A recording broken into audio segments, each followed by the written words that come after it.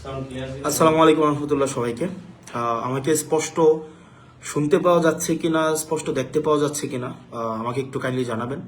আমার যেই হাসনাত আব্দুল্লাহ যেই প্রোফাইলটি আছে, পার্সোনাল প্রোফাইল, সেই প্রোফাইলটিকে ডিসেবল করে দেওয়া হয়েছে বেশ কিছুদিন আগে। আমি এই প্রোফাইলে, এই পেজ থেকে আমি এখন থেকে নিয়মিত অ্যাক্টিভ হব। এই পেজ থেকে, এই পেজটা এতদিন পর্যন্ত আমার যারা এডমিন আছেন তারা চালাতেন, এখন থেকে আমি এই পেজে নিয়মিত হব। আপনারা আমাকে স্পষ্ট শুনতে পাচ্ছেন কিনা বা স্পষ্ট দেখতে পাচ্ছেন কিনা আমাকে একটু কাইন্ডলি জানাবেন। দীর্ঘদিন আমি সোশ্যাল মিডিয়াতে ইনঅ্যাক্টিভ, আমার কোনো অ্যাক্সেস ছিল না। তো এখন থেকে আমি এই পেজটাতে আমি অ্যাক্টিভ হব এবং এই পেজটা আপনারা মানুষের কাছে পৌঁছে দিন। এই পেজটা হচ্ছে আমি চাই আমার যে পার্সোনাল প্রোফাইলে মানুষের যে এনগেজমেন্ট ছিল, আমার বার্তা যেভাবে মানুষের কাছে আমি পৌঁছাতে পেরেছি, এই পেজের মাধ্যমে আমি আমার নির্বাচনী বার্তা, রাজনৈতিক বার্তা, সমসাময়িক সবকিছুই মানুষের কাছে পৌঁছাতে চাই। আপনারা অনেক মানুষ যুক্ত হয়েছেন আমাদের সাথে, আপনাদেরকে শুভেচ্ছা জানাচ্ছি, স্বাগত জানাচ্ছি। আজকে দীর্ঘদিন আমি বেশ কিছু বিষয় নিয়ে কথা বলার আগ্রহ ছিল। আজকে যে বিষয়টা নিয়ে কথা বলবো সেটা হচ্ছে যে আমি প্রথমত একটা দীর্ঘদিনের একটা আমার অনলাইন বা সোশ্যাল মিডিয়াতে একটা ডিসএনগেজমেন্ট ছিল, যেহেতু আমার সোশ্যাল মিডিয়ার যেই আইডিটি ভারত বিরোধী অবস্থান নেওয়ার পরবর্তীতে কিছু পোস্টের কারণে সেটিকে আমার কপিরাইট ক্লেমের মধ্য দিয়ে ওই আইডিটা আমার ডিসেবল করে দেওয়া হয়। সেই জন্য আমি আপনাদের সাথে এনগেজ হতে পারিনি। যে বিষয়টা নিয়ে আপনাদের সাথে আজকে কথা বলতে চাই, যে লাস্ট কিছুদিন ধরে যে আমরা দেখব যে হাদি ভাইয়ের যে ঘটনাটি ঘটেছে, আমাদের জুলাই পরবর্তী সময়ে হাদি ভাই থেকে শুরু করে গতকাল সুরভির ঘটনা পর্যন্ত আমরা প্রত্যেকটা ঘটনাকে যদি আমরা নির্মোহভাবে দেখি, তাহলে দেখব যে আসলে রাষ্ট্রযন্ত্র থেকে শুরু করে রাষ্ট্রের কনভেনশনাল পলিটিক্যাল যে পার্টিগুলো, তারা আসলে জুলাইয়ে যারা অংশগ্রহণ করেছে তাদেরকে আসলে কিভাবে দেখেন।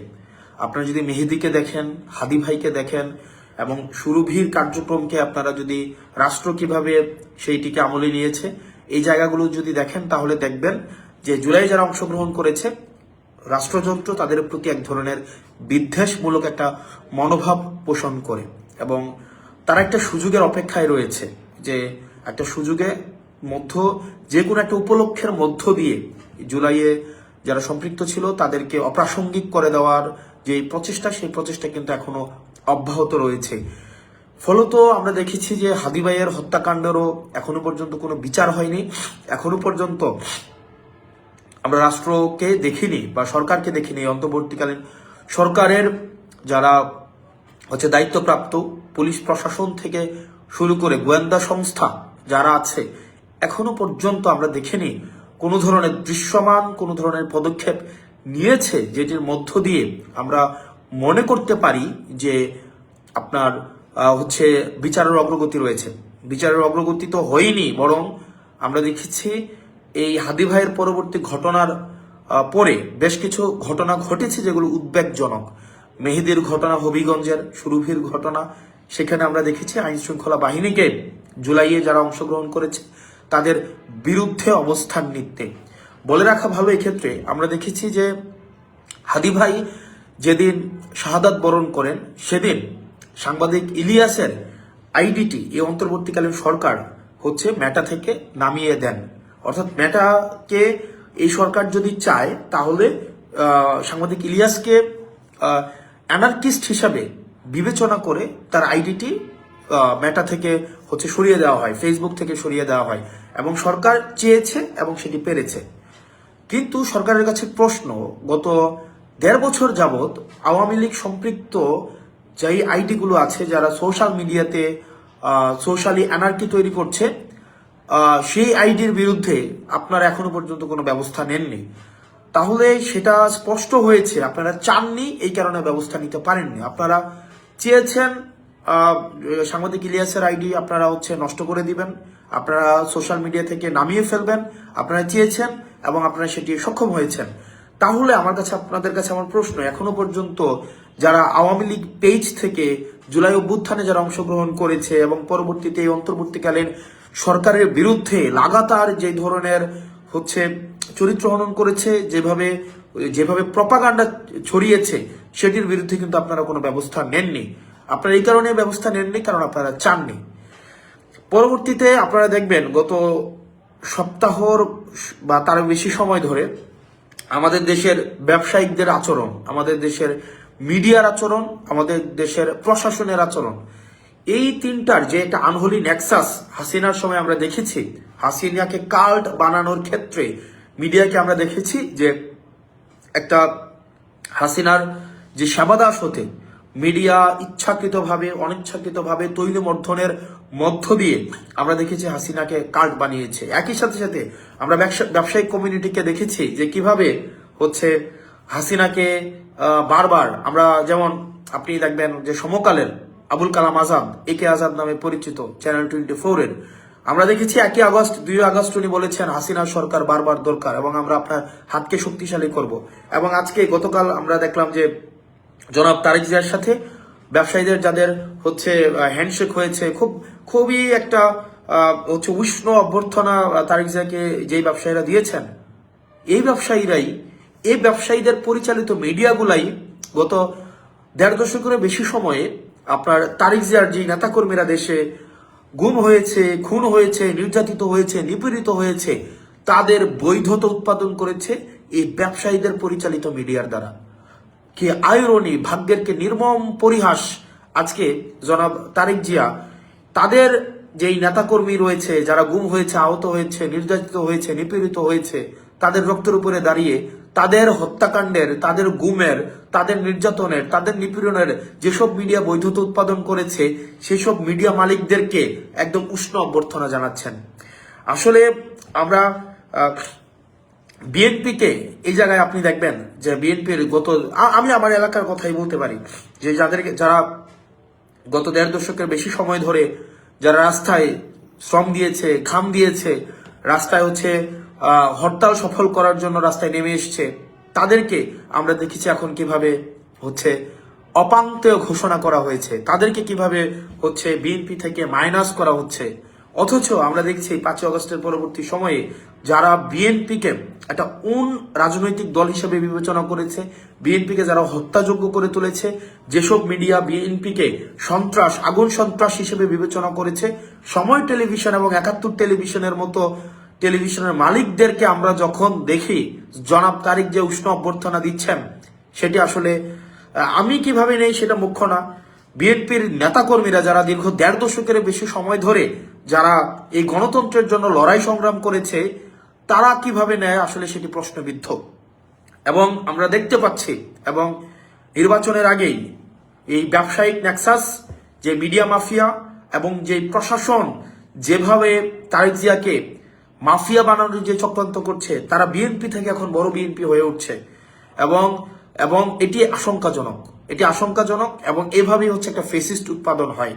এভাবেই যখন সবাই এই 1.5 দশকের বেশি সময়ে বিএনপির যে গণতন্ত্রকে একটা অংশগ্রহণমূলক একটা নির্বাচনের জন্য তাদের যে ত্যাগ, তাদের যেই শ্রম, তাদের যেই বিএনপির একজনের নেতাকর্মী বাদ নাই যে যাদের বিরুদ্ধে মামলা হয়নি, কেউ ঘরে ঘুমাইতে পারে নাই, এরকম অনেকে আছে যারা ঘরে ঘুমাইতে পারে নাই। অথচ আজকে আমরা দেখতে পাচ্ছি ওইসব ব্যবসায়ীরা, ওইসব মিডিয়ারা এবং ওইসব প্রশাসনই বিএনপির সবচেয়ে কাছের, বিএনপি থেকে আরো বড় বিএনপি হয়ে উঠছে, যেগুলো আসলে আমাদেরকে আশাহত করে। এবং পরবর্তী বাংলাদেশটা আসলে কোন দিকে যেতে পারে এবং পরবর্তী বাংলাদেশটা রূপরেখাটা কেমন হতে পারে, এবং যেই মিডিয়া, ব্যবসায়ী এবং প্রশাসনের যে আনহোলি নেক্সাসে, আমরা চাইবো না যে জনাব তারেক জিয়া সাহেব এই নেক্সাসের মধ্যে পড়ে যান। আমরা চাই যে গণতান্ত্রিক উত্তরণের যেই পথ উন্মোচিত হওয়ার রাস্তা উন্মুক্ত হয়েছে, সেটি প্রসারিত হোক। আমরা চাই না এই আনহোলি নেক্সাসের মধ্যে পড়ে আবার বাংলাদেশ পশ্চাৎপদ কোন একটা যাত্রা করুক। পরবর্তীতে যে বিষয়টা, সেটা যে আমাদের নির্বাচন কমিশনের যে আচরণ আমরা দেখতে পাচ্ছি, সেটি আসলে একটা উদ্বেগজনক একটা আচরণ আমরা দেখতে পাচ্ছি। নির্বাচন কমিশন, আমরা আইন সবার জন্য সমান হওয়া উচিত, প্রত্যেকটা মানুষের জন্য আসলে আইন সমান হওয়া উচিত এবং সমান হবে। এটাই হচ্ছে আইনের যেই চরিত্র। প্রত্যেক স্থান, ব্যক্তি, ধর্ম এবং হচ্ছে গোত্র নির্বিশেষে আইনের প্রয়োগটা আমরা প্রত্যাশা করি সমান হবে। অথচ আমরা দেখতে পাচ্ছি যে নির্বাচন কমিশন ব্যক্তি বিশেষে আইনের ভিন্ন প্রয়োগ ঘটাচ্ছেন। একই কারণে একই রাজনৈতিক দলের মনোনয়ন বাতিল করা হলেও আবার একই কারণে অন্য একটা রাজনৈতিক দলের মনোনয়নকে বৈধ ঘোষণা করছে, যেটি একটা নিরপেক্ষ অংশগ্রহণমূলক রাষ্ট্র যেই প্রতিশ্রুত একটা অংশগ্রহণমূলক নির্বাচনে কতটা নিশ্চিত করবে সেটি আসলে আমাদেরকে নিরাশ করে। আমরা নির্বাচন কমিশনকে আসলে আমরা দেখতে পাচ্ছি না। আমরা নির্বাচন কমিশনের আন্ডারে প্রশাসন থাকার কথা ছিল, নির্বাচন কমিশন আন্ডারে পুলিশ থাকার কথা ছিল। আইরনিক্যালি এই প্রশাসন এবং পুলিশ আমরা দেখতে পাচ্ছি এখন গুলশানের আন্ডারে চলে গিয়েছে, যেটি খুবই দুঃখজনক। আপনারা অনেকেই হয়তো আমার প্রতি ক্ষুব্ধ হতে পারেন, এটাই বাস্তবতা। এবং আমরা যে একটা লব সাইডের একটা প্রশাসন দেখতে পাচ্ছি এবং পুলিশ দেখতে পাচ্ছি, তারা কতটা রাষ্ট্র প্রতিশ্রুত একটা অংশগ্রহণমূলক একটা নির্বাচন করতে পারে সেটি নিয়ে আমাদের আসলে ভাবার সময় এসছে। আমরা আমাদের জায়গা থেকে প্রতিজ্ঞ, আমরা আমাদের জায়গা থেকে আমরা আমাদের কাজ করা অব্যাহত রাখবো। আমরা নিশ্চিত করতে চাই সংস্কারের প্রশ্নে, ভারত বিরোধিতার প্রশ্নে, আগ্রাসন বিরোধিতার প্রশ্নে অনেকেই বলে যে আপনারা আগ্রাসন বিরোধিতার কথা বলেন, আবার হচ্ছে দেখা যায় ভারতের সাথে ব্যবসায়িক সম্পর্ক রাখেন। দেখেন, ব্যবসায়িক সম্পর্ক, আমাদের সাংস্কৃতিক যে মেলবন্ধন, আমাদের রাজনৈতিক যে মেলবন্ধন, আমাদের সামাজিক, সাংস্কৃতিক, অর্থনৈতিক এবং ঐতিহাসিক যে মেলবন্ধন রয়েছে সেটি আমাদের অব্যাহত থাকবে। কিন্তু দাদাগিরির যে সম্পর্ক, আমাদের দেশে কে ক্ষমতায় আসবে, কে ক্ষমতা থেকে যাবে সেটি নির্ধারণ করে দেওয়ার যেই একটি বিদেশি প্রবণতা, যে আগ্রাসী যে প্রবণতা রয়েছে, এখানে রাষ্ট্রযন্ত্র, এখানের প্রশাসন, পুলিশ এবং এখানের অর্থনৈতিক রাজনৈতিক কাঠামোতে হস্তক্ষেপ করার যে প্রবণতা রয়েছে, আমরা সেটির বিরোধিতা করছি। আমরা ভারতের আপামর জনগণ, এই যে পিপল টু পিপল যে কমিউনিকেশন, এই যে গভর্নমেন্ট টু গভর্নমেন্ট যে কমিউনিকেশন এবং আমাদের business to business communication, G to যে কমিউনিকেশন, এই কমিউনিকেশন গুলোর মধ্যে যে সাটেল ডিফারেন্স রয়েছে, সেই জায়গাতে আমরা আমাদের প্রশ্নের জায়গাটি সেটি হচ্ছে আমাদের পিপল টু পিপল কমিউনিকেশন। সেই কমিউনিকেশনটি আমাদের নির্ধারিত হবে আমাদের ইতিহাস, আমাদের সংস্কৃতি, আমাদের সেটির বাস্তবতায় আমাদের নির্ধারিত হবে। আমরা সেটির বাস্তবতায় নির্ধারিত হবে। কিন্তু আমরা চাই না একটি স্বাধীন সার্বভৌম দেশে, যে আমরা দেখেছি অতীতে যেমনটা হয়েছে, যে জাতীয় পার্টির মতো একটা দল তারা বিদেশে মিটিং করে এসে, ভারতে মিটিং করে এসে আমাদের দেশে বলতো, প্রেস কনফারেন্স করে বলতো যে কি মিটিং হয়েছে আমরা সেটি বলতে পারবো না, এবং আগামী নির্বাচনে কে কি ভূমিকা পালন করবে সেটি ভারত নির্ধারণ করবে। আমরা দেখেছি আওয়ামী লীগের তৎকালীন পররাষ্ট্রমন্ত্রী ভারতে গিয়ে বলে আসতে যে আপনারা যেভাবেই হোক এই সরকারকে টিকিয়ে রাখুন।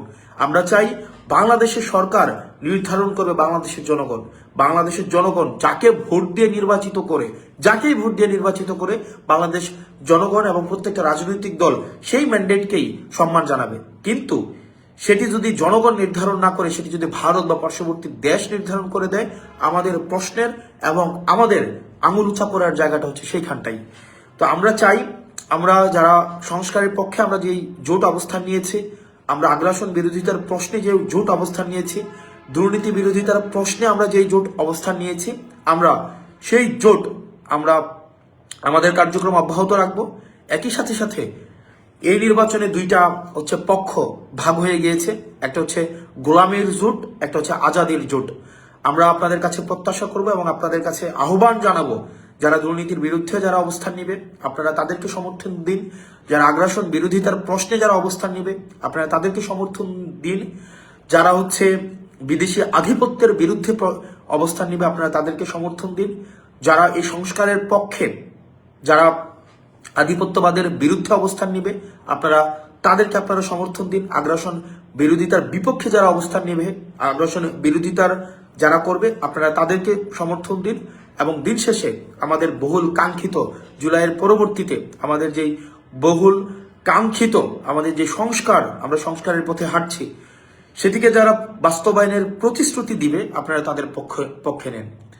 সর্বশেষ আমি দেবিদ্বারবাসীকে আহ্বান জানাবো, আমরা দেবিদ্বারবাসীর দীর্ঘদিনের স্বপ্ন, দীর্ঘদিনের আকাঙ্ক্ষা, আমি দেবিদ্বারে বড় হয়েছি, আমি দেবিদ্বার শহরে বড় হয়েছি, আমি দেবিদ্বারের মাটিতে পানিতে আমি বড় হয়েছি, আমি দেবিদ্বার স্কুলে পড়াশোনা করেছি এবং দেবিদ্বারের যে দোকানপাট আছে দেবিদ্বার উপজেলার প্রত্যেকটা দোকানপাটের প্রত্যেকটা মানুষের সাথে আমার হৃদ্যতাপূর্ণ সম্পর্ক আজকের না। আমি 24 বছর, আমার এই 27 বছর বয়সের আমি 24 বছর আমি দেবিদ্বারে অতিক্রান্ত করেছি। আমি সেই জায়গা থেকে আমি আপনাদের কাছে আহ্বান জানাবো, আপনারা যারা আছেন, আপনারা দেবিদ্বারবাসী আপনারা যারা আছেন, আমি আপনাদের সন্তান। আমি বিষয়টা এমন না যে অন্য জায়গা থেকে উড়ে এসে জুড়ে বসেছে।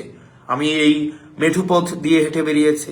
আমার স্কুল রেয়াজউদ্দিন স্কুল, এই রেয়াজউদ্দিন পুরান বাজার, শিবনগর, এই যে স্কুলের ফাঁকে আমরা আইল দিয়ে হেঁটে বেড়াতাম, মোহন আবাসিক এলাকা, গুমতি আবাসিক এলাকা, পূর্বাস আবাসিক এলাকা, এই শান্তি রোড দিয়ে আমরা হেঁটে বেরিয়েছি, ওই এলাকাগুলোতে থেকেছি। আমাদের আড্ডার জায়গা ছিল দেবিদ্বার সরকারি কলেজ, উপজেলা, শান্তি রোডের মাথা। আমি ছিলাম রেয়াজউদ্দিনের ছাত্র, সরকারি কলেজে আমরা খেলেছি। চাপানগর থেকে শুরু করে পৌরসভা, ফতেহাবাদ, ভিরেল্লা, বারেরা, আমাদের মাসিকারা, পুনরা, এই জায়গাগুলো ছিল আমাদের বিচরণ ক্ষেত্র। আমরা হেঁটে বেরিয়েছি, ঘুরে বেরিয়েছি। আমাদের যে 16টা ইউনিয়নের প্রত্যেকটা জায়গায়, বিষয়টি এমন নয় যে রাজনৈতিক কার্যক্রম পরিচালনা করার জন্য, সেই জায়গাগুলোর সাথে আমাদের সম্পৃক্ততা দীর্ঘদিনের, আমার সম্পৃক্ততা দীর্ঘদিনের। এবং বিষয়টি এমন না যে আপনারা আমাকে নির্বাচিত না করলে আপনাদের সাথে আমাদের সম্পর্কের কোনো ধরনের টানাপোড়েন ঘটবে। আপনাদের সাথে আমার যে সম্পর্ক সেটি রাজনৈতিক সম্পর্ক না, সেই সম্পর্কটি হচ্ছে হৃদ্যতার সম্পর্ক, আত্মার সম্পর্ক, আন্তরিকতার সম্পর্ক। এবং আমি বিশ্বাস করি আমাকেও আপনারা সেভাবেই দেখেন। এবং বিএনপির অনেক মানুষ আছে, অনেক মানুষ আছে আমাকে ব্যক্তিগতভাবে পছন্দ করে, এবং আমি বিশ্বাস করি তারা ধানের শীষের রাজনীতি করলেও ভোটটা তারা সাপলাতে দিবে। একই সাথে সাথে অন্য রাজনৈতিক দলের যারা আছে তারা আমাকে এলাকার ছেলে হিসাবে, রেয়াজউদ্দিনের ছাত্র হিসাবে, আমি উপজেলার সন্তান হিসেবে, রসুলপুরের সন্তান হিসেবে, নদীর ওই পারের সন্তান হিসেবে, নদীর এই পারে আমার থাকা, আমি প্রত্যেকটা ইউনিয়নের সাথে আমার ব্যক্তিগতভাবে যে সম্পর্ক, সেই সম্পর্কের কারণে মানুষ আমাকে গ্রহণ করে নিয়েছে, ইতিমধ্যেই গ্রহণ করে নিয়েছে, এবং সেটির বহিঃপ্রকাশ সেটি ঘটবে 12ই ফেব্রুয়ারি। এবং অনেকেই এই নির্বাচনী ইতিবাচক পরিস্থিতিকে বানচাল করার বিভিন্ন প্রচেষ্টা আপনারা দেখেছেন, অব্যাহত রেখেছে। কিন্তু আমি আপনাদেরকে কমিটমেন্ট দিচ্ছি, আপনারা ভোট দিতে আসবেন, আপনারা যাকে ইচ্ছা ভোট দেন, এবং আমি আপনাকে নিশ্চিত করি আপনি যদি আমার বিরুদ্ধেও ভোট দিতে চান, সেই ভোট যেন আপনি স্বাধীনভাবে দিতে পারেন, সেটির নিশ্চয়তা এবং সেটির অধিকার আদায়ের জন্য আমি কাজ করে যাব। একই সাথে সাথে আমি একটি বিষয় আপনাদেরকে বলবো, ইতিমধ্যে আপনাদেরকে অনেককে হুমকি ধামকি দেওয়া হচ্ছে অনেক অন্য রাজনৈতিক দলের থেকে, যে কেন আপনি আমার রাজনৈতিক দল করেন, কেন আপনি আমার নির্বাচনী কার্যক্রমে আসেন। দেখেন, এটা হচ্ছে সবচেয়ে নিচু মনের পরিচয়, এর থেকে নিচু মনের পরিচয় আর পৃথিবীতে কিছুই হইতে পারে না। হুমকি ধামকি দেওয়া অর্থাৎ যদি আমি আপনাকে ফোন দিয়ে বলতেই হয় যে কেন আপনি অন্য রাজনৈতিক দলে গেলেন, এর থেকে নিজেকে ছোট করা, এর থেকে আর কিছুই হইতে পারে না। আমি দেবিদ্বারবাসীকে আহ্বান জানাবো, দলমত নির্বিশেষে আপনি নানা মতের হইতে পারেন, নানা পথের হইতে পারেন, আপনি নানা পেশার হইতে পারেন, নানা বর্ণের হইতে পারেন, আমি আপনার সন্তান, আমি আপনাদেরকে নিয়ে আমি নির্বাচন করতে চাই, এবং আপনাদের ভোটেই আমি নির্বাচিত হইতে চাই। আমি শুধুমাত্র আমার দলীয় নেতা কর্মীর ভোটেই শুধুমাত্র আমি নির্বাচিত হবে, বিষয়টা এমন না। আমি চাই আমার মায়েরা, আমার বোনেরা, আমার দেবিদ্বারের, আমার স্কুলের বড় ভাইয়েরা, আমার রেয়াজউদ্দিনের বড় ভাইয়েরা, আপনারা যারা আছেন, এবং আমার প্রবাসী, আমার বাবার বন্ধুরা যারা প্রবাসী আছেন, সৌদি আরব, দুবাই, ওমান, কাতার, বাহরাইন, আপনারা যারা আছেন প্রবাসী রেমিটেন্স যোদ্ধা, বাংলাদেশ দেবিদ্বারের অধিকাংশই হচ্ছে রেমিটেন্স যোদ্ধা, আপনারা যারা আছেন, যারা নানা বর্গের মানুষ, যারা বিভিন্ন শ্রেণী পেশার সাথে যুক্ত, যারা রাজমিস্ত্রি, কাঠমিস্ত্রি, ব্যবসায়ী, শ্রমিক, পেশাজীবী, তারপরে যারা সবজি বেচেন, মাছ বিক্রি করেন, সংসার চালান, যারা চাকরিজীবী, যারা শ্রমজীবী, যারা সিএনজি ড্রাইভার আছেন, যারা মোটরযান শ্রমিকের কর্মচারী কর্মকর্তা আছেন, আমি সবার ভোট প্রত্যাশী। আমি আপনাদের কাছে চাঁদা নিতে কোনোদিন, আমি গত 1.5 বছরে যাই নাই, কোনোদিন যাবও না। গত 1.5 বছরের চাঁদা কারা আপনাদের কাছে নিতে গিয়েছে আপনারা তাদেরকে দেখেছেন, এবং তাদের কিন্তু ভয় পেয়ে গিয়েছে, এবং ইতিমধ্যে আপনারা তাদেরকে বলতে শুনবেন যে আমরা গত 1.5 বছরের চাঁদার কারণে আমাদের ভোট কমে যাচ্ছে। কিন্তু আমরা কারো কাছে 100 টাকার জন্য যাই নাই, কিন্তু আমরা ভোট পাওয়ার জন্য আপনাদের কাছে আমরা ভিক্ষা চাইব প্রয়োজনে। এবং দেবিদ্বারের যারা আপনারা যারা চাকরি করেন, যারা বিভিন্ন বিশ্ববিদ্যালয়ে পড়াশোনা করেন, যারা ইঞ্জিনিয়ারিং এ পড়াশোনা করেন, মেডিকেলে পড়াশোনা করেন, যারা এবার প্রথমবার আপনারা ভোট দিবেন, আমি বিশ্বাস করি আপনারা আবার ভোট তাকেই দিবেন যাকে আপনারা জবাবদিহিতার মধ্যে নিয়ে আসতে পারবেন। আপনারা নিশ্চয়ই এমন কাউকে ভোট দিবেন না যাকে আপনি জবাবদিহিতার মধ্যে রাখতে পারবেন না। আমি আপনাদেরকে উদাত্ত আহ্বান জানাবো, আপনারা আমাকে সমর্থন দিয়ে আমার পাশে দাঁড়িয়ে সকল শ্রেণী পেশার মানুষ আপনারা দেবিদ্বারকে কাঙ্ক্ষিত পরিবর্তনের আমরা যে দেবিদ্বারকে পরিবর্তন চাই, যে গুণগত পরিবর্তন, যেই অবকাঠামোগত পরিবর্তন, শিক্ষার পরিবর্তন, আমাদের সাংস্কৃতিক যেই ইতিবাচক পরিবর্তন আমরা যেটি চাই, সেই পরিবর্তনের আপনি অংশগ্রহণ করুন। এবং ইতিমধ্যে বিশ্ববিদ্যালয়ের বিভিন্ন শিক্ষক, বিদেশি বিভিন্ন ইউনিভার্সিটি শিক্ষক আমাদের পলিসি মেকিং এ যুক্ত হচ্ছেন, আমাদের পিয়ার ক্যাম্পেইনে যুক্ত হচ্ছেন, রেমিটেন্স যোদ্ধারা আমাদের সাথে যুক্ত হচ্ছেন, নানা শ্রেণী পেশার মানুষ আমাদের সাথে যুক্ত হচ্ছেন, যেটি আমাদের কর্মস্পৃহাকে আরো বেশি আমাদের শক্তিশালী করছে। তো আমরা প্রতিনিয়ত আমাদের আগ্রহ আকাঙ্ক্ষা আমাদের বৃদ্ধি পাচ্ছে।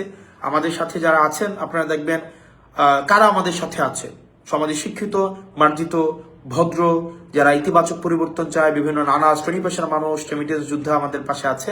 অপরদিকে দেখবেন অন্যদিকে কারা আছে, দেখবেন মাটি কাটার সাথে যারা জড়িত, মাটি খুর, যারা চাঁদাবাজ, যারা মামলাবাজ, যারা দীর্ঘ 1.5 দশকের বেশি সময় ধরে যারা সিএনজি স্ট্যান্ড দখল করেছে, যারা অ্যাম্বুলেন্সের টাকা খায়, যারা জমি দখল করে, যাদের মনে ইতিমধ্যেই ভয় ঢুকে গিয়েছে, যারা ঋণ খেলাপি, যারা রাষ্ট্রের অর্থ মেরে দিয়েছে, যারা রাষ্ট্রের অর্থ বছরের পর বছর রাষ্ট্রের অর্থ যারা দিচ্ছে না, ওইসব মানুষ একটা পক্ষে রয়েছে। তো আপনাদের কাছে উদাত্ত আহ্বান জানাবো, আমরা আমাদের এই লড়াই অব্যাহত রাখবো। আর যারা দেবিদ্বারবাসী, যারা আপনারা কাকে নির্বাচিত করবেন তার অর্থের উৎস সম্পর্কে আপনার জানা উচিত। আমার অর্থের উৎস আপনারা জানার জন্য, আমি কোন জায়গা থেকে আমি ইনকাম করি সেটা জানার জন্য আপনারা আপনাদের মোবাইল থেকে আপনারা গুগলে সার্চ করবেন www.acs.com, acs.com দিলে আপনি সার্চ করলে আপনি পেয়ে যাবেন, অথবা SOE.com দিয়ে আপনি সার্চ করলে, স্কুল অফ এক্সিলেন্স সার্চ করলে আপনারা পেয়ে যাবেন। আমার ওখানেই এই বছরের যে আয় হয়েছে সেটি আপনারা দেখতে পারবেন। আমি আমার রিটার্ন জমা দিয়েছি, আপনারা সেটিও চাইলে দেখতে পারবেন। এবং আপনারা ইউটিউবে যদি সার্চ করেন, যে আমার ক্লাস লিখে সার্চ করেন, সেখানেও আমার ক্লাস পেয়ে যাবেন। এবং সেখানে কোর্সের অ্যাডভার্টাইজ করা আছে, সেটিও আপনারা পেয়ে যাবেন। সেটি দিবালোকের মতো স্পষ্ট এবং স্বচ্ছ। তবে একটা অংশ লিখতেও পারে না, একটা অংশ আছে যারা 2 লাইন বাংলাও লিখতে পারে না, 2 লাইন ইংরেজিও লিখতে পারে না, তারা অবশ্যই এগুলো দেখতে পারবে না। কারণ তারা জীবিকা নির্বাহ করে নদীর মাটি কেটে, যারা জীবিকা প্রত্যেকদিন বর্ডারে যায় ইয়াবা সেবন করতে, এবং নেতার সাথে বসে যারা মাদক সেবন করে, এদের এই যে একটা বুদ্ধিবৃত্তিক যে যতটুকু প্রয়োজন, যে এইটা বোঝার জন্য, এটা এক লাইন একটা পেজ ইংরেজিতে পড়ার জন্য যতটুকু সামর্থ্যের প্রয়োজন, তাদের নেতাকর্মীদের এই জায়গাটা নেই। তো আমি আপনাদেরকে বলবো, আমাদের নেতাকর্মীদেরকে বলবেন, আপনাদেরকে পরে শোনাই দিবে কিভাবে আসলে এই যে অর্থের উৎসটা আপনাদেরকে শোনাই দিবে। যদি না বুঝেন তাহলে বাংলায় এটাকে ট্রান্সলেট করে দিবে, তাহলে যেন আপনাদের বুঝতে সুবিধা হয়। এবং এখানে আপনারা যারা আছেন, কাঁচা বাজার দখল করেছেন, যারা নিজের পেশা নাই, নিজের নির্দিষ্ট কোনো পেশা নাই, যাদের পেশাই আরেকজনের জমি দখল করা, যারা তাদেরকে দেবিদ্বারবাসী আবার প্রতিহত করবে, দেবিদ্বারবাসী প্রতিহত করবে। এবং মাথায় রাখুন, আপনার দল আপনাকে প্রতিহত করবে। আপনি যদি মনে করে থাকেন আপনার দল আপনাকে সমর্থন দিবে, বিএনপি আর ওই অবস্থানে নাই, বিএনপি আর ওই জায়গায় নাই যে চাঁদাবাজদের প্রশ্রয় দিবে, চাঁদাবাজদের শেল্টার দিবে। আমি বিশ্বাস করি, আমি আস্থা রাখি, দেখবেন আপনার ধানের শীষে স্লোগান দিচ্ছে, কিন্তু ভোট কিন্তু শাপলাকলিতেই দিবে ইনশাআল্লাহ। দেবিদ্বারবাসী ভালো থাকবেন, সুস্থ থাকবেন। আগামীকাল সকাল থেকে আপনাদের সাথে, আজ সকাল থেকে আপনাদের সাথে দেখা হবে আমাদের বারেরা সরকার বাড়ি মসজিদে, সকালে ফজর নামাজ পড়বো, আপনাদের সাথে দেখা হবে। আপনারা সুস্থ থাকুন, ভালো থাকুন। এবং আজকে আমি ওই আইডি ফেরত পাওয়া পর্যন্ত, আমার ওই প্রোফাইল ফেরত আসা পর্যন্ত, আমি এই প্রোফাইল থেকেই আমি রেগুলার আপনাদের সাথে সংযুক্ত হব। আপনারা এটিকে শেয়ার দিয়ে মানুষের সাথে আপনারা যুক্ত করে দিন।